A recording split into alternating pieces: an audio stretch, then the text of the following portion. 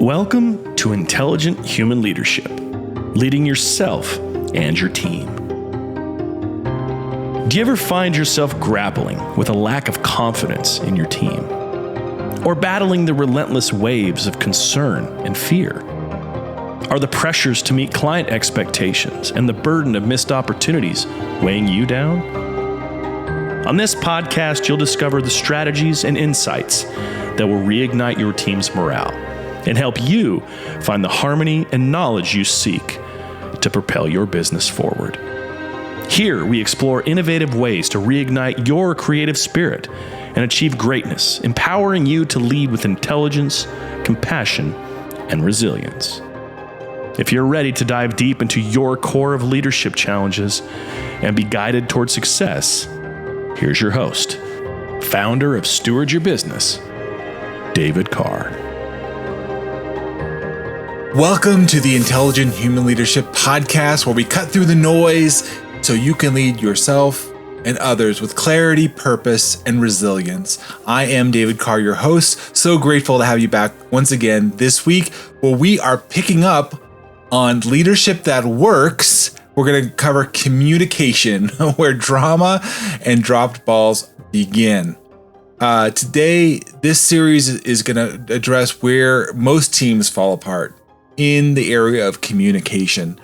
You can have a great strategy, the right people, even a clear mission, but if communication breaks down, everything else starts to crumble. What are we building on, and how are we going to get there?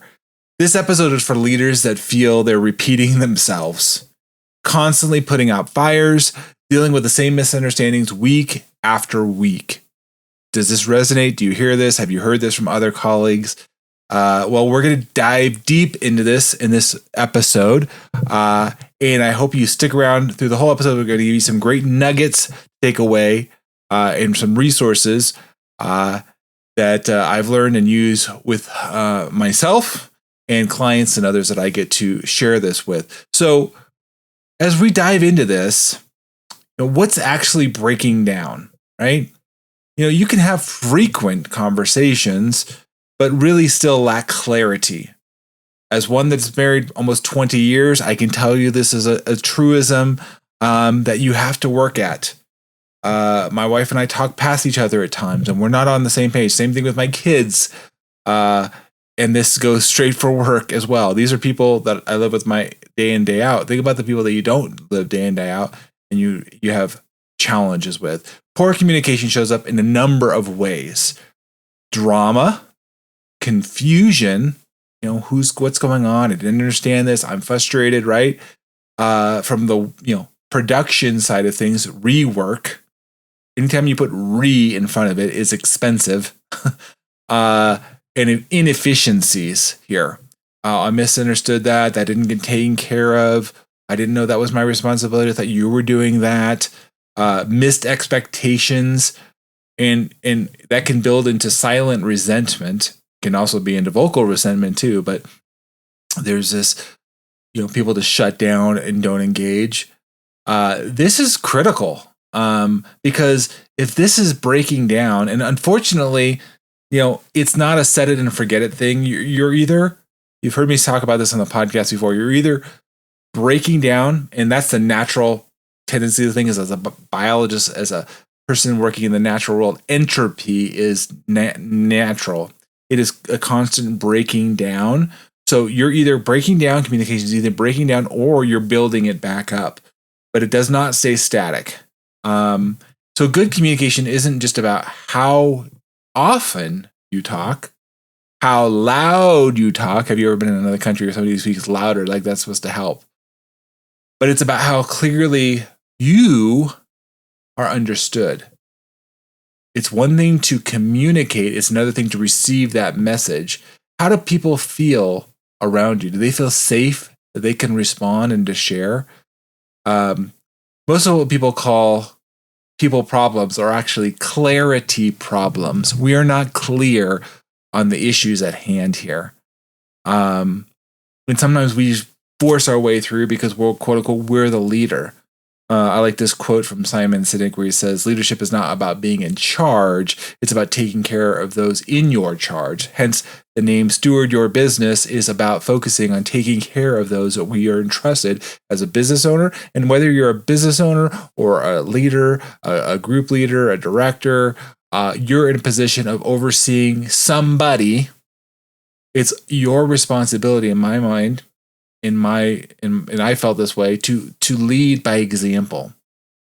And when we don't do this, unfortunately, there becomes and sometimes, and if you're not doing this well, I was talking to somebody earlier today about what incurs in the business. So think about this: we can either be storing up funds, storing up deposits, good things, but we could also be racking up debt and racking up things that are not healthy or well. Let's work on focusing on the good things, building it up, building that reservoir of, and get away from the breaking down. Now, the challenge is we're facing this breakdown in a number of ways. I'm going to get to some solutions here toward the end, so stick with me. But the reality is we got to peel away some of these layers of challenges in communication. Oftentimes, I look at it in kind of three dimensions, if you will. I look at it the external world, the things that are going on around us, which means I'm feeling misunderstood. The team misses the mark. There's deadlines that are slipping. These are things that are going all around us. And it's going to lead to, I call the internal framework or understanding. But, there's a breakdown here in multiple levels. And oftentimes we don't see it all that way initially. We're a little blinded by emotions or frustrations and wondering, do they even hear me? That's an internal one, right? Think about this. Like, I'm internalizing what's going on. I may be misunderstood. That's the other person misunderstanding me. That's the external. I may be feeling misunderstood myself, like somebody else. I'm not understanding them. So can you see the dynamics here of this external and internal? And then depending on your natural voice, you guys have heard me talk about this in the past, your voice order or your approach to speaking and leadership, this can be quite challenging. And honestly, what it breaks down to, even philosophically, if our communication is unclear, our culture becomes confused. It becomes muddled. The message is fuzzy. The mission suffers. And there's good people. Like I started the episode here. We could have good people. We could have good systems in place. But there's a breakdown in how we're communicating with each other. I've talked with a number of people today about using technology like AI, but whatever you put into a system is only as good as you're able to interpret it and extract it. If you're not putting things in and able to and then interpret it and it takes it both ways, then you're not going to really get it. It's not going to be that helpful. It's going to be muddled. And so if your team doesn't understand you, they're not going to trust you.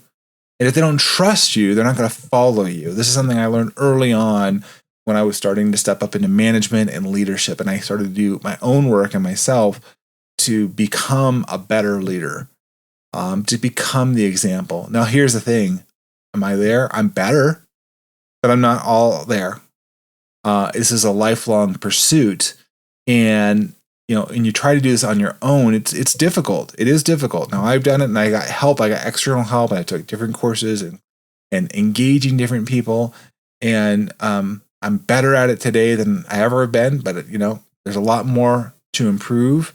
And so I want to encourage you here to look across these different areas in your life, the external challenges, and those are usually the easiest ones to get to. The team missed the mark, deadline slipped. There's people who are not understanding some things. They didn't get the message right. I mean, you could literally write it in black and white, and I've seen this, and you send an email, and I didn't read it that way, misinterpreted it that way. But it said it was this. Well, I read it this way, And then you have the internal, which, I think we all feel that at times.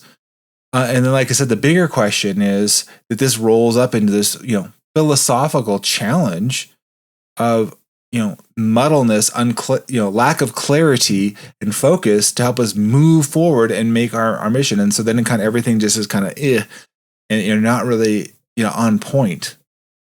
So here's where you as a leader can do a self-check, a self-leadership check for yourself. Ask yourself these couple of these points. Am I assuming I'm clear or confirming it? I'll say that again. Am I assuming I am clear or confirming it? Am I confirming it? Am I communicating in a way that empowers others to act with confidence to get it done, to follow through? Or I'm a person that's perhaps manipulating, perhaps being unclear, ambiguous, let's just say. Do I know how my message lands on the different types of people on my team? This is a huge one I've had to learn. And you may think when you're communicating, it's the same to everybody on your team. And if you just use the framework that I use of the 5 voices, just use those 5. There's 5 different folks that may interpret this and receive it differently. That's just a framework. But if your team is not all the same, they're not robots. They're not, now they'd be very similar, but they're not all going to do that, everything the same. And so one tool that I use with my clients is called the communication code. You guys have maybe heard me mention this before. In fact, there's a whole book on it, Unlock Every Relationship, One Conversation at a Time. For those of you watching this on YouTube or catching it, you see the book here. But there's actually a free assessment that I use that you can actually go through this. Just message me communication code. I'll send you the link to it. It's on my website. But it helps teams avoid these misfires by clarifying what kind of conversation are you trying to have. I have a whole other episode on that. Please go back and check on that one. But whether you're looking for collaboration, feedback, just need to be heard, naming the goal of your communication up front eliminates a lot of drama on the back end. What are you trying to communicate here? Are you clear on that? Is it a form of critique, clarity, collaboration, celebration? How often do you enter a conversation assuming alignment only to leave with frustration or to, somebody perhaps agreed? This is a pitfall that I had as a connector was I would tend to agree to be agreeable. However, I wasn't truly being honest with myself in full agreement with what was being communicated or shared. And so that has to do with me as a leader, not necessarily the other person. They thought they were communicating it clearly. Everybody's on the same page. And I was not being forthright in my understanding and an application of what was being shared. What would shift if your team had a shared language for communicating clarity, for example? This is powerful stuff, you guys. I know it may sound simple and simplistic. Sometimes the simplest things are hard to actually implement on a regular basis. We all know that we should be getting regular exercise, eating right. These are not complex things, but it does take intentionality, effort to make happen every day. Every day. Here's the thing. It all builds on itself. Remember I told you earlier, whether you're building up or breaking down. So every day that you decide not to show up communicating well, you're breaking down. I'm not going to say anything. I'm going to hold back.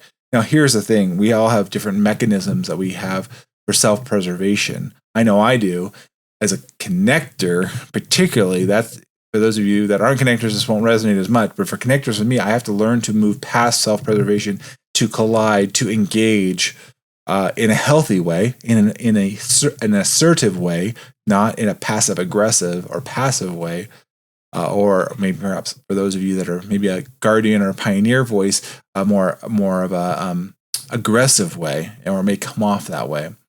But I want you to consider this about how are you entering conversations? Check yourself. Don't just assume you're clear, but actually confirm it. And we're going to get into some ways that you can do that here on the podcast. Make sure that you're assessing, are you empowering others or is it landing differently? One thing I had to learn, so as a leader, you got to be careful about this. I was in a place of leadership and I had a conversation with folks that I thought was collaborative in nature, but they took it as an edict, like a mandate.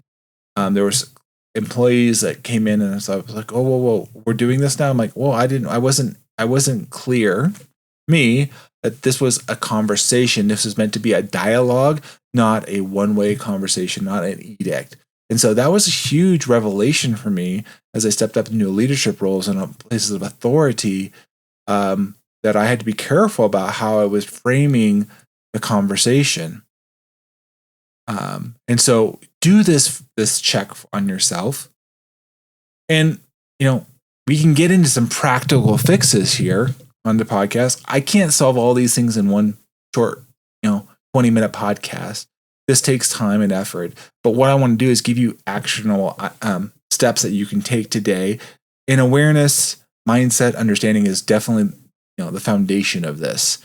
When we're looking at how to solve this breakdown of being understood, what is it like to be on the other side of me? What is being communicated? What is being received? You can certainly use visual, verbal, and written follow through. Don't rely on just one medium. That's oftentimes challenging, and it's more comfortable sometimes because some of us like to just do a phone call, some of us like just to do a text or shoot an email. That may or may not work. And again, especially if you're not confirming understanding, and don't get somebody that just to say yes. Actually, help them. Confirm actually clarity. What did you hear me say? I think, if you're ever being taught something, see if you can teach it back. Like that is a great exercise for if you share it and then tell me what you heard back. What is the steps? And either affirm that they got it right or clarify to them, no, you got most of that right. However, this was off. One of the things I found pretty consistent in where I've spent 20 plus years in environmental consulting is people would give a staff member an assignment. They would give them an assignment and they say, hey, write this report. I need this report by Friday. Well, that's okay. That's good. There's a report that needs to be written and it needs to be done Friday, but Friday, what time? So be really clear on what your expectations are.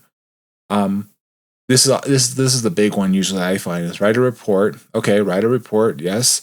Have you ever written this report before? No. You know what this final report looks like? No. You have an example? No, I don't know what that is. So, if you don't give them the idea of what it should look like, that's really challenging. And the other big one is oftentimes, so you're not giving them a clear win of what this should look like when the finished product comes in. And the big one for any of you that are billing by the hour or tracking your time specifically like that, which most of us do, what's the level of effort, right? Whether you're invoicing, whether this is going on an invoice or just being charged internally, how much time is it going to take to do this task? Now, you have to be realistic here you might be able to do it quicker than the other person. So you have to give them guidelines as to what the check-ins are. So oftentimes I find a miss completely on how much time it needs to take, level of effort, and what is the win like. We can tell them, what needs, like the overall task that needs to be done, or, when it needs to get done. But we're missing the level of effort and what does that win actually look like. Let's set shared expectations using simple agreements or codes to frame discussions. Pause before you respond and seek to understand, not just reply.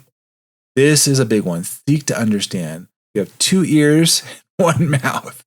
Slow down, listen, really listen to hear what the other person is saying. Don't listen just to respond, just to reply, to get our little point in there. But truly, and this takes time and takes presence, and I know we're all busy, and you need to slow it down and think about what it's going to be like for the other person to receive this. Normalize feedbacks and make misfires safe to revisit. There's times where things are off. We want to create a positive feedback loop so that we can improve. One of my favorite authors, Brené Brown, says, clear is kind, unclear is unkind. We want to be kind and being that intelligent human leader. Kindness is one of the best things you can do. Not nice, but kind. Let's seek to be kind in our communication. As we wrap up the episode here today, I want to challenge you to choose an area where communication is regularly breaking down. And it should be pretty obvious to you. Maybe you can think about this at work, with your boss, colleague, the client, with a spouse, with a child. What's unclear right now? What would help you to feel more confident moving forward? Think about these two questions. Again, what is unclear right now, and what would help you feel more confident moving forward?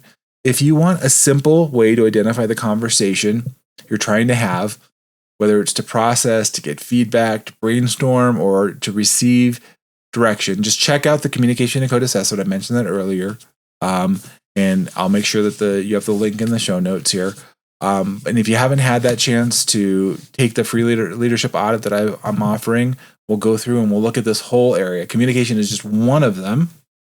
We're going to go through this whole series of breaking these down, from communication to alignment to capacity, relationships, execution. We're going to look at all of these things, but we had to start somewhere, and we're going to start in communication, because really, if we can't communicate with each other, there's not a lot more we can build on there. Communication is a soil where trust and clarity either grow or wither. I hope you're feeling this and taking this to heart, because don't let your communication wither. Don't let it wither away. Make every effort that you can on your end to be clear on how you're communicating and what it's like to be on the other side of you, how to listen. Don't leave your leadership to chance, but be clear, be kind, confirm understanding. You have not failed. You're just not finished. And we want to keep helping you build becoming that most intelligent human leader. That's leadership that works. I'm so grateful for you guys to come back here on the Intelligent Leadership Podcast, to share this, to be a part of the journey, leave your comments. It's an honor to be a part of Steward Your Business, to bring this to you. And I really have a passion. I hope you're getting that today. But I want you to come back for our next episode. We're going to continue on this journey of leadership that works. And like I said, we're going to break it down, going through these 5 different areas. And I don't want you to miss it out. From communication, we're going to jump into relationships, alignment, execution, and capacity. All of these are key in how a business survives and thrives. That's what we want to move you to thriving. And you as that intelligent human leader, if you can get all of these things dialed in, you're showing up well in all aspects of your life. That's being an intelligent human leader. So come back, join me on the next week's episode. Thank you all for being a part of the journey. Until next time, take good care and be well. Thanks, everyone.